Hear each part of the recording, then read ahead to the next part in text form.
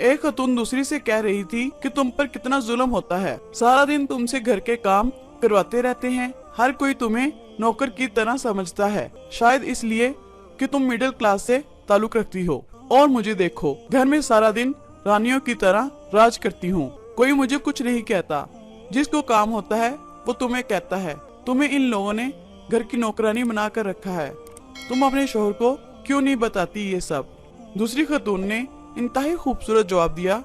इसने कहा, मुझे इस बात पर फख्र है कि घर के अफराद हर काम के लिए मेरा इंतखाब करते हैं, क्योंकि मुझे इनके काम करने से खुशी महसूस होती है,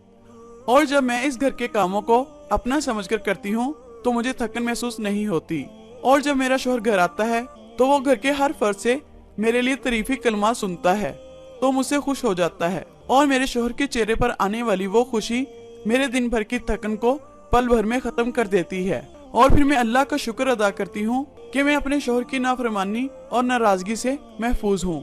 और बाकी रही मिडिल क्लास की बात, तो अल्लाह के नजदीक इन क्लासेस की कोई अहमियत नहीं, वो अपने बंदे को तबके की बुनियाद पर परखता है, इसलिए मैं अपने शौहर की नाफरमान होकर अपने रब को नाराज नहीं करना चाहती,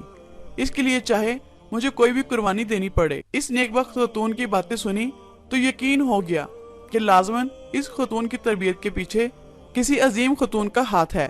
जिसने अपनी बेटी को ऐसे आला इखलाक दिए।